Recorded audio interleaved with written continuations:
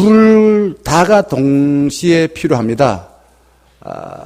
비우는 것만 갖고 오서도 안 되고요. 또 채우기만 해서도 안 됩니다. 저는 설거지를 하면서 왜 이 설거지를 반복해서 하는가 하는 생각을 합니다. 설거지하는 목적이 어디 있을까요? 그릇을 깨끗이 씻는 목적은 그릇에 맛있는 밥을 담아 먹기 위해서입니다. 설거지의 목적은 맛있는 음식을 담기 위해서입니다. 중요한 거죠.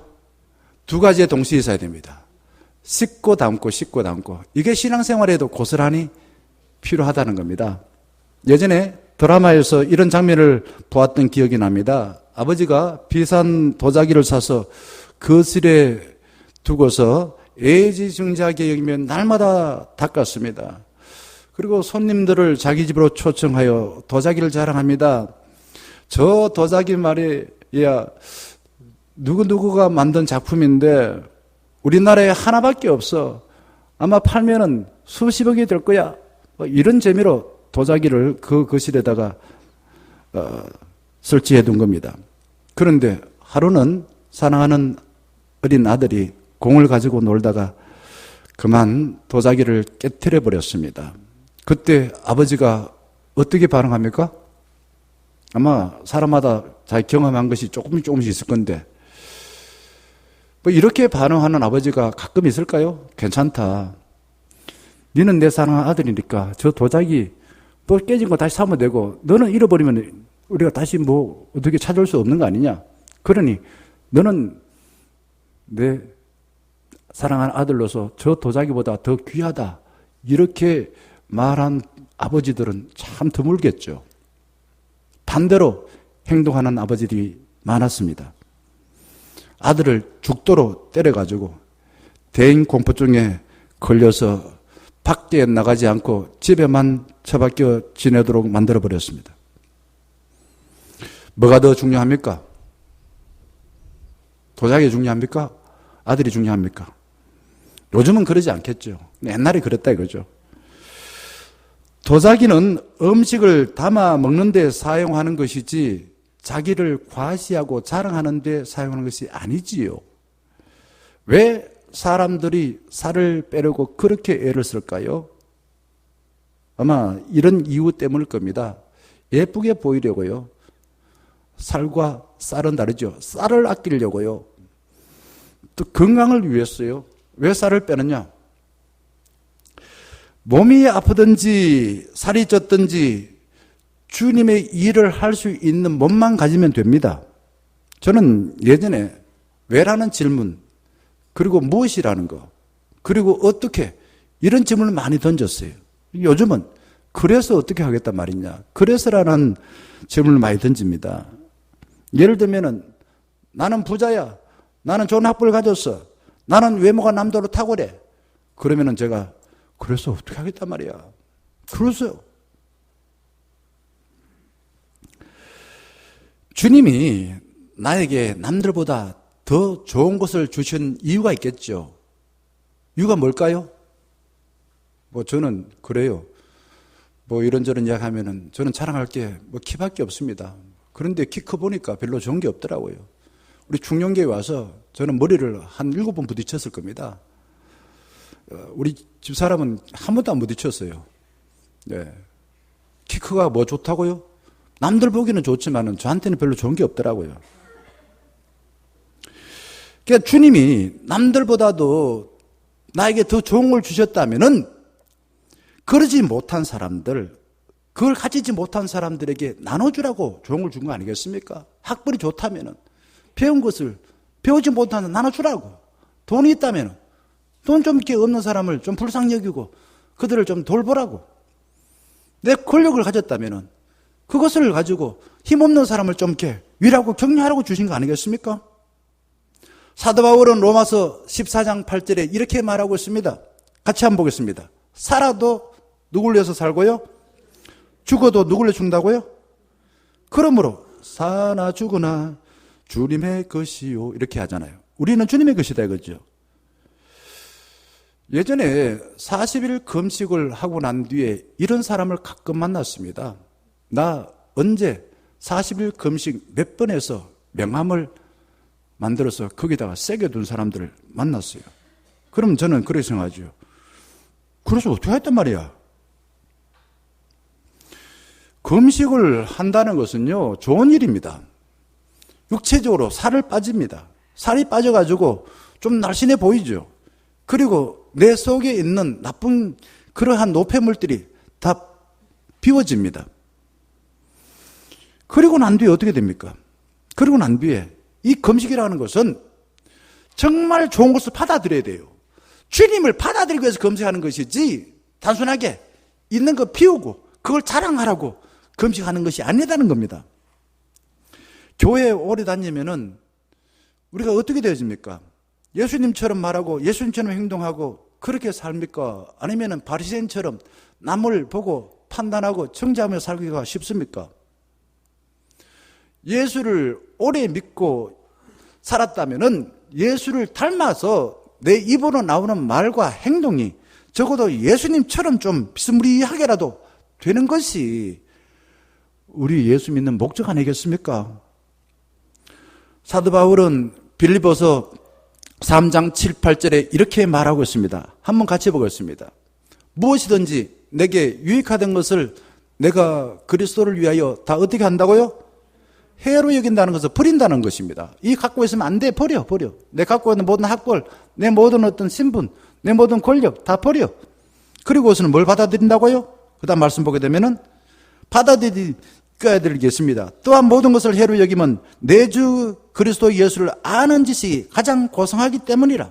그 다음 보게 되면 내가 그를 위하여 모든 것을 잃어버리고 배설물로 여기면 이유가 뭡니까? 이걸 받기 위해서입니다.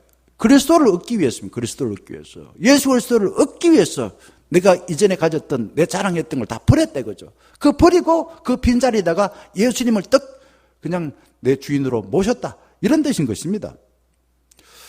마태복음 12장 43절에서 45절 보게 되면 이런 이야기가 나와요. 어떤 사람이 깨끗이 집을 청소했습니다. 그러고 난 뒤에 집이 어떻게 됐다고요? 집이 늘 깨끗해졌습니까? 청소하고 난 뒤에 보니까 생각지 않게 더 악한 귀신 7이 집에 떡하니 들어와서 주인 노릇하더라 라고 합니다. 세례 요한은요, 광야에서 회개하시오. 그래서 이전의 것을 비우시오. 그리고는 예수님을 영접하여 천국을 사시오. 이렇게 말했습니다. 이거는 우리 신앙생활의 가장 기본적인 자세를 이야기하고 있습니다. 비우라. 이전에 내가 좋은 줄 알았지만은 말씀을 통해서 보니까 나쁜 것이었어. 나를 교만하게 만들고 나를 괴롭혔던 이런 것들 다 비워. 그리고 누구를 영접한다고요?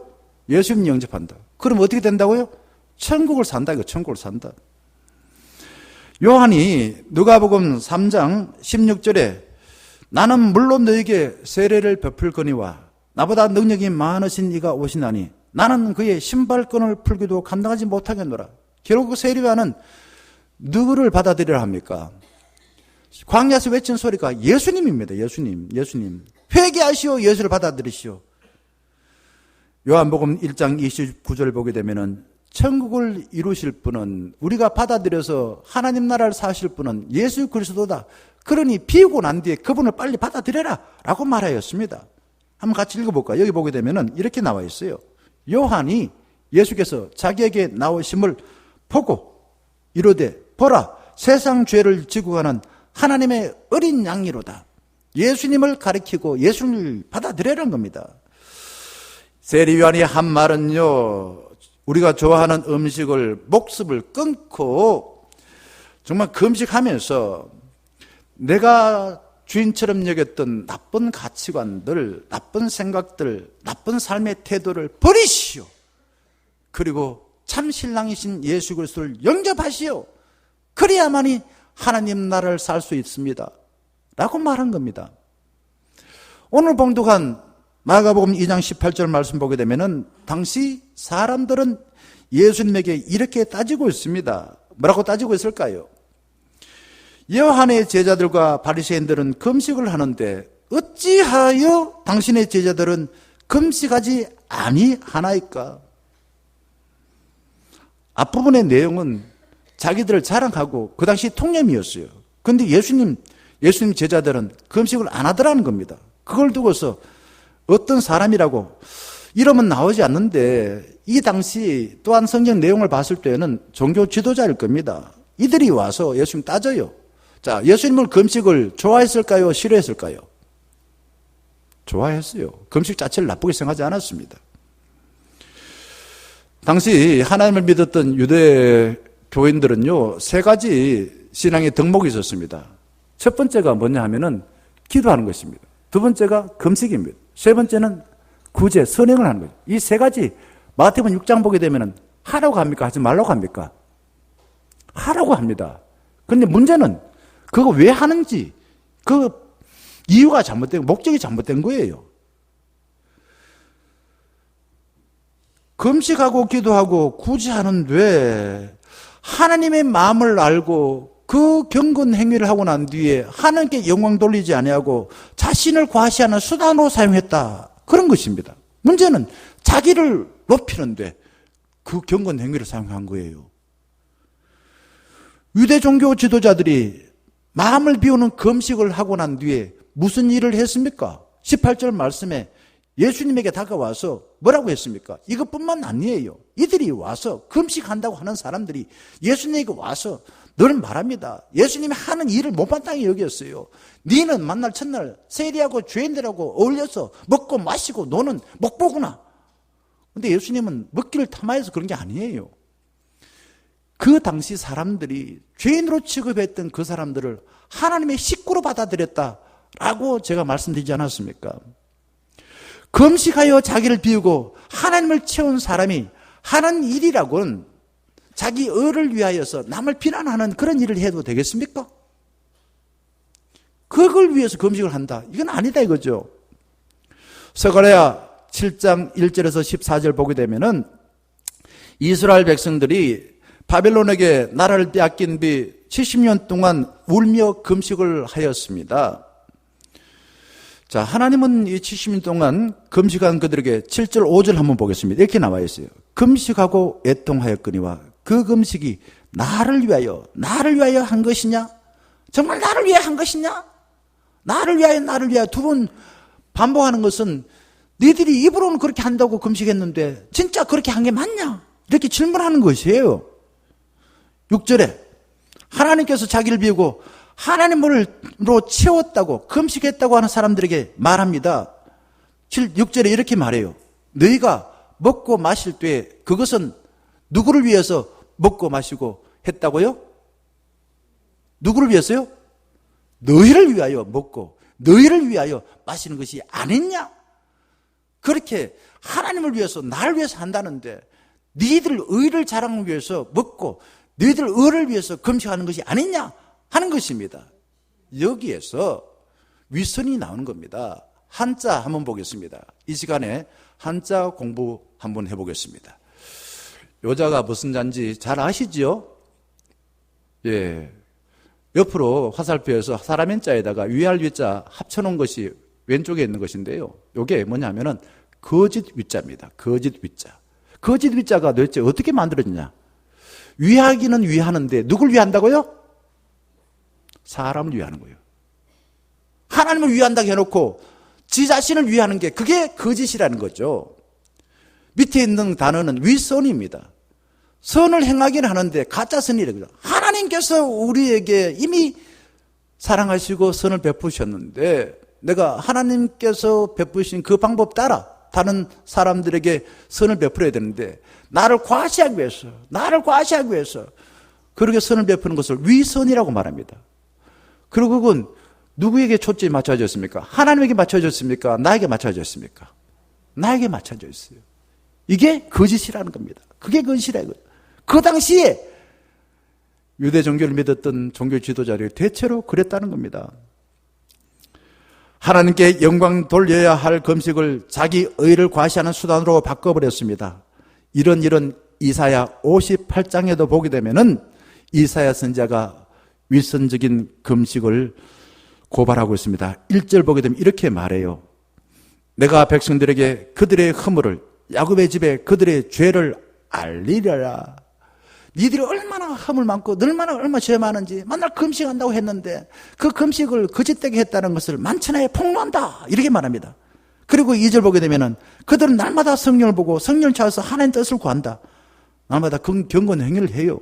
3절 보게 되면은 그러면서 그들이 입에서 하나님 감사합니다, 하나님 찬양합니다 하지 않고 하나님 우리 금식 안 돌아보지요, 내가 얼마나 금식 열심히 했는지 내 말 칭찬해 줘야지요, 그렇게 불평을 했다는 겁니다. 자기를 비우고 하나님을 받아들일 금식을 하고 난 뒤에 하는 짓이 하나님께 원망하는 것이었습니다. 오락을 즐깁니다. 나는 의인이고 3절 보게 되면은 너는 털린 죄인이고 이런 걸 두고서 서로가 모이기만 했다면 나는 금식 며칠 해서 그거 갖고 되나 안 되나, 나는 금식 40일 나는 3번 해서 너는 몇 번 했어, 그러면 서로 논쟁하고 서로 다투고 서로 주먹질하고 말이야, 그런 짓 했다 이거죠. 성전에 모여가지고 5절 보게 되면은 하나님은 그런 위선적인 경건 행위를 한 사람들을 호되게 꾸짖고 있습니다. 그들의 머리는 갈대같이 어떻게 해도 숙이고 굵은 배와 죄를 펴는 것은 어찌 금식이라 하겠으며 여호와께 연락된 날이라 하겠느냐. 무슨 말입니까?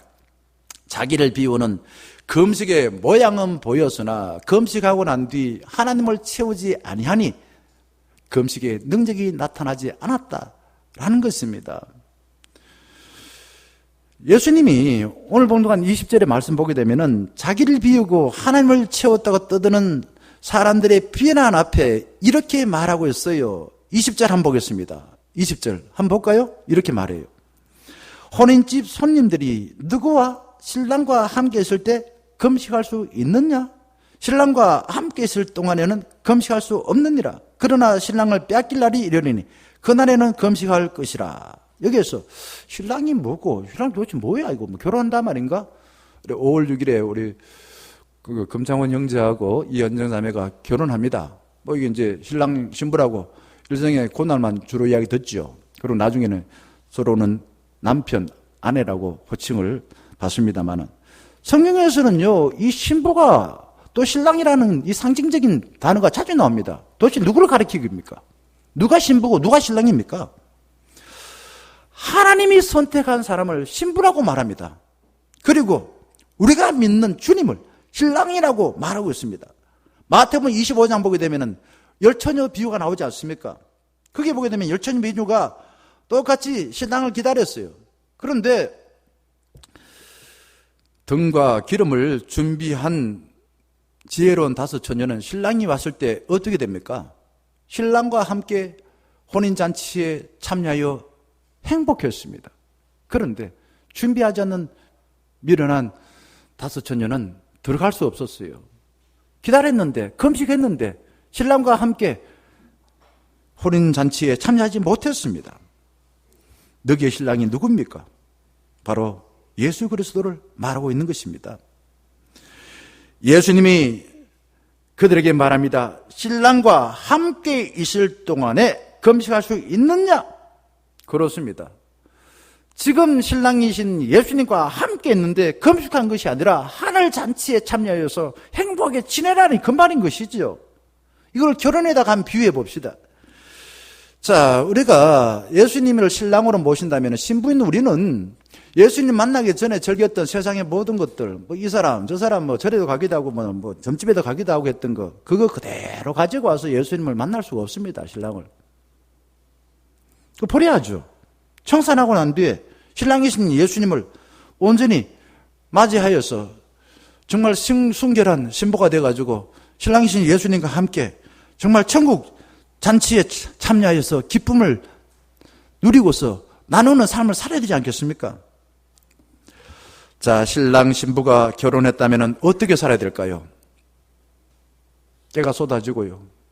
뭐 그런 말이죠. 깨가 쏟아질 뿐만 아니라 기름까지 짜야 된다는 이야기 하더라고요.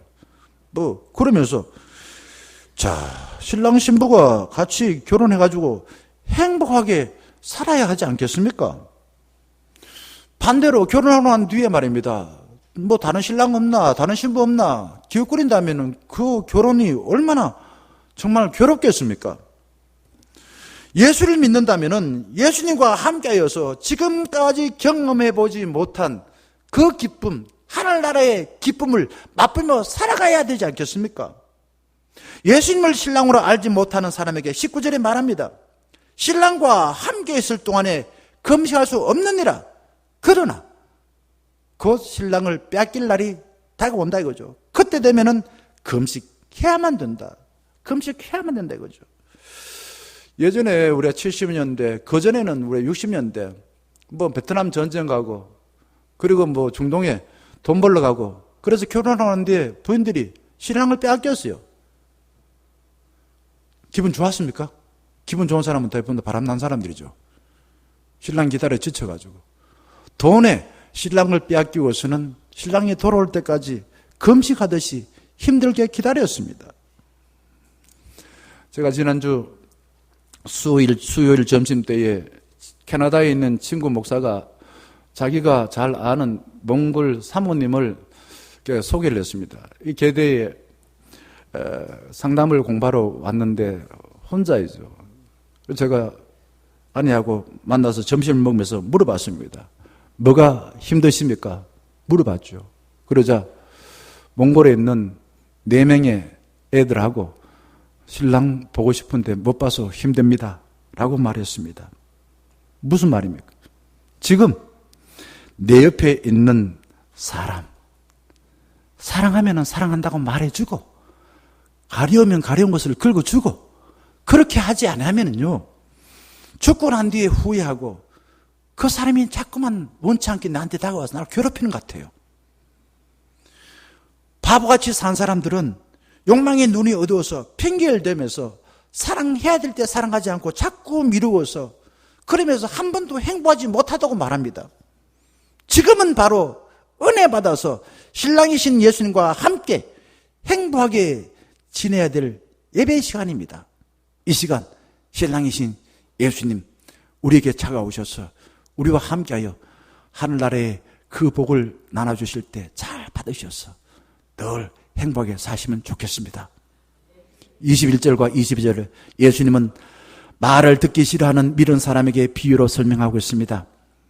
21절에 생배 조각을 낡은 옷에 붙이는 자가 없나니 만일 그렇게 하면은 기운 새 것이 낡은 것을 당겨 헤어짐이 더하게 되느니라. 무슨 말인가? 알듯 말듯. 옛날에 생필품 귀할 때 그릇이나 옷을 어떻게 했습니까? 서다가 좀 떨어지거나 깨지면 버렸습니까? 저는 그런 거 버린 거 잘 못 봤어요. 저는 어릴 적에 포항 이사 오기 전에 그래요. 양말에도 그냥 몇 겹으로 뭐 덕지덕지 그냥 바느질해 가지고 해서 신은지 알 수 없고요. 집에요. 뭐 단지가 있는데 단지 깨지면은 그냥 안 버리더라고요. 시멘트 갖고 바깥에 그냥 또 발라가지고 그것도 따고 깨질까 싶어서 철사 갖고 또 묶어가지고 그래도 서더라고요. 여기 지금 예수님이 생배 조각, 낡은 옷, 그리고 새 것, 낡은 것, 대체 이게 뭔가 이게? 이거를 사람들의 생투를 통해서 이야기하다가 그 다음에 22절에는 포도 농사의 비유를 통해서 또 새 것과 낡은 것, 버릴 것과 채울 것을 이야기하고 있습니다. 새 포도주를 낡은 가죽 부대에 넣는 자가 없나니 만일 그렇게 하면은 새 포도주가 부대를 터뜨려 포도주와 부대를 버리게 되느니라. 오직 새 포도주는 새 부대에 넣으니라. 이건 모르는 사람이 없어요. 다 알아요. 밥 아니고는 다 알아요. 근데 우리는 뭐 새 포도주를 만들고 난 뒤에 옛날에 쓰던 그릇이 아깝다고 해가지고 그거 넣어놨는데 나중에 보니까 터져버렸어요. 왜? 아깝다고 막. 아깝다고. 우리나라에도 8월 말쯤 되어지면 포도주를 담그는 집이 참 많습니다. 팔레스타인 지역에서는 포도 농사가 아주 많습니다. 그래서 포도주 담그는 것은 뭐 돈 벌기 위해서가 아니라 일상에서 흔히 보는 일입니다. 그런데 이게 지금 포도주를 담는 가죽 부대는 뭘로 만들어졌을까요? 양이나 염소의 가죽으로 만들어져서 아주 탄탄합니다. 그런데 이게 지금 오래되면 낡지요. 내 포도주를 맛있게 담궜는데 낡은 가죽 부대에다 넣어놓게 되면은 포도주가 반려되면서 가죽 부대를 어떻게 할까요? 터트려버린다 이거죠. 그 터져버리면 어떻게 됩니까? 낭패요. 다 버려야 됩니다. 가죽 부대도 못 쓰고 포도주도 못 쓰는 것입니다. 예수님은 이 낡은 옷과 가죽 부대, 새 옷과 새 포도주 비유를 통해서 뭘 말씀하시려고 할까요? 뭘 말하려고 하냐? 너희들이 지금 애지중지하는 거 다 낡은 가죽 부대고 그건 낡은 것이야. 낡은 것이야. 옛 것이야. 그들은 껍질 뿌린 경건생활, 금식, 기도, 형식적이었습니다.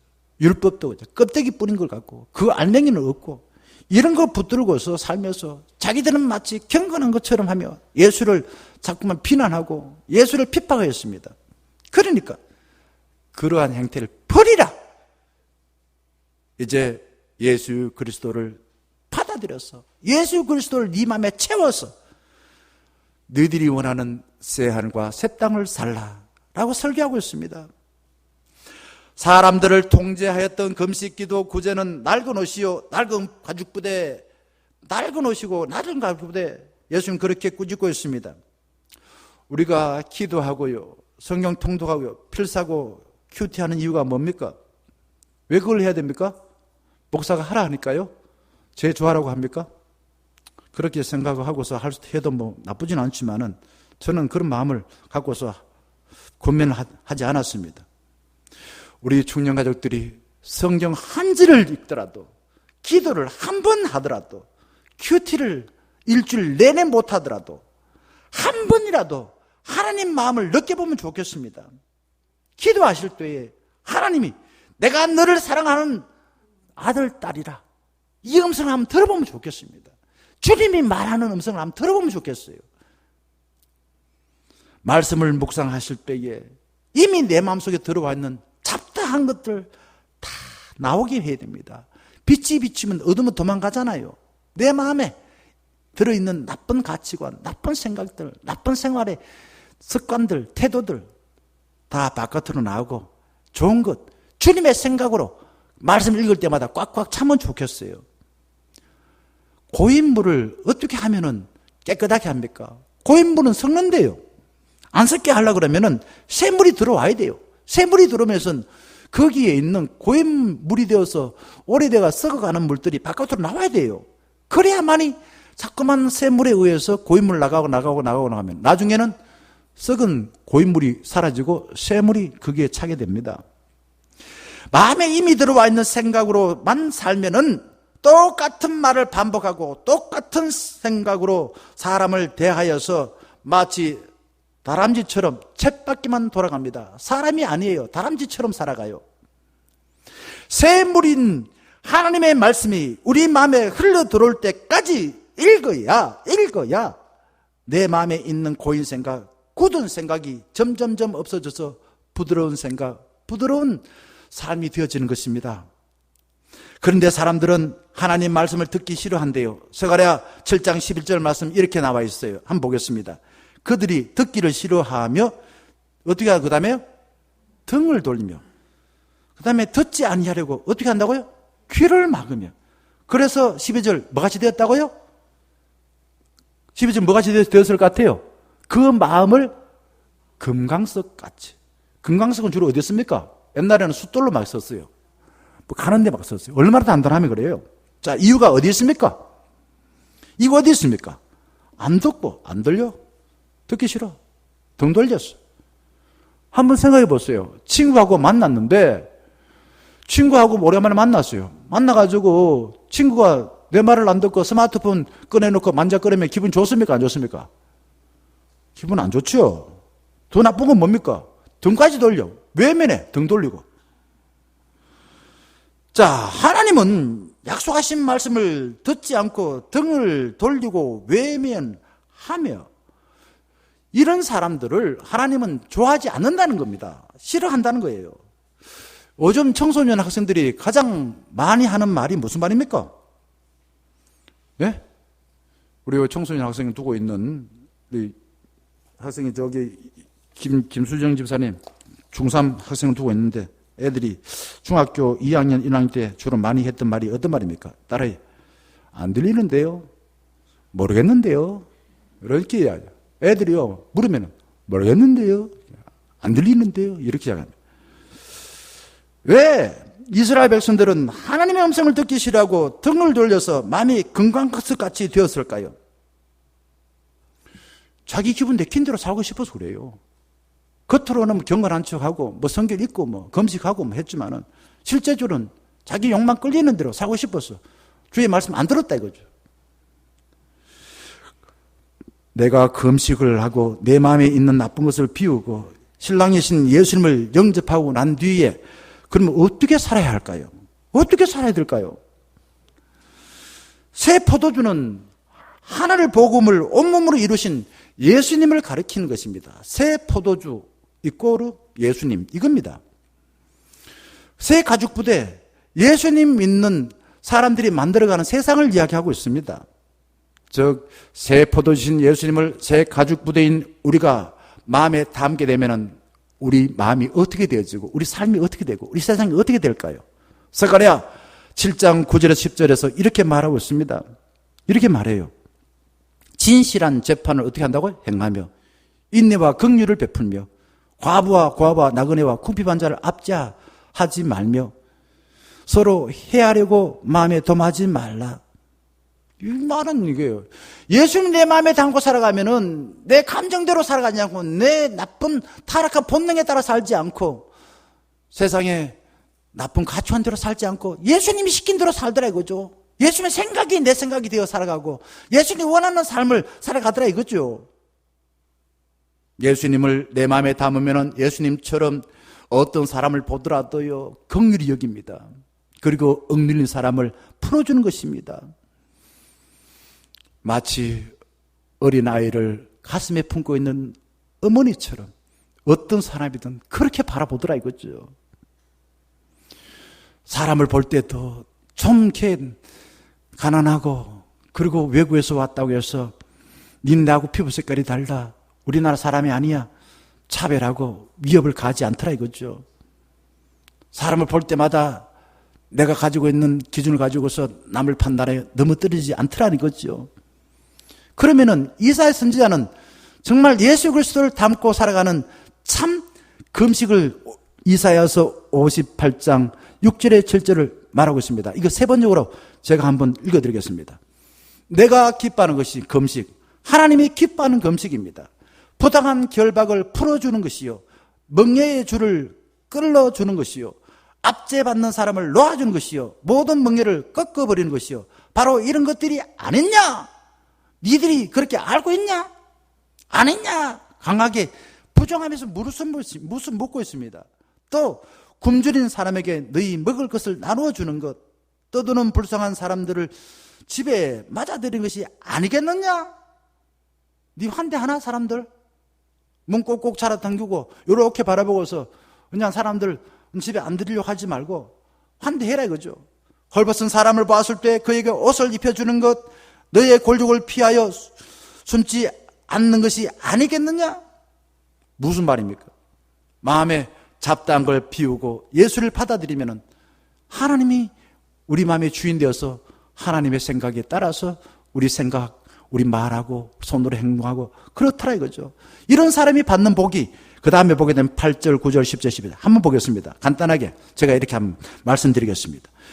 이렇게 참된 금식을 하면은 치유의 은혜와 주님의 인도와 보호를 받습니다. 그 다음에 9절 기도할 때 어떻게 된다고요? 응답 받는다 이거죠. 10절 말씀 빛과 같이 빛나는 삶이 된다. 11절 말씀 영혼이 충만해져 물된 동사같이 된다 라고 말하고 있습니다. 물된 동사 좋아하시잖아요. 그 다음 12절 말씀 지진이 와도 끄덕없는 튼튼한 건물과 같은 인생이 된다. 어떤 사람요? 참된 금식하는 사람이 그렇다라는 것입니다. 예수님을 신랑으로 영접하여 살아가는 사람이 그런 삶을 산다는 겁니다. 우리가 교회 다닌 이유가 뭡니까? 왜 교회 다니십니까?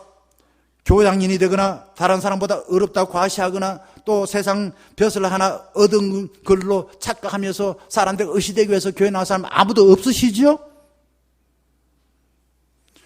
세상에 나쁜 기준 싹 비우시고 예수님을 받아들이려고 예배를 드리고 있습니다.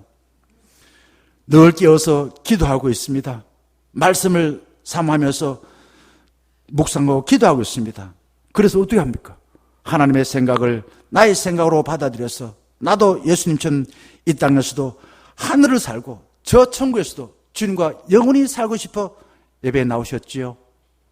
사랑하는 중년가족 여러분, 목숨을 거시고 금식하듯이 예배를 드리시고 기도하시고 말씀 묵상하시었어. 잡다한 나를 괴롭혔던 부정적인 생각, 세상의 나쁜 생각들을 싹 비우시고요, 이제 신랑이신 예수님으로 가득 채우셔서 하나님의 눈으로 세상을 보시고 예수님의 심장으로 사람에 다가가서 억울한 사람들의 이야기 들어주시고 풀어주시고 자녀를 가슴에 품은 어머니의 마음으로 사람들을 대하셔서 이 땅에서도 천국 같은 삶, 내 삶 다하고 저 천국에서도 영원히 주님과 함께 즐거이 기뻐하며 사는 복된 삶이 되기를 주님 이름으로 간절히 축원합니다. 함께 찬양하겠습니다.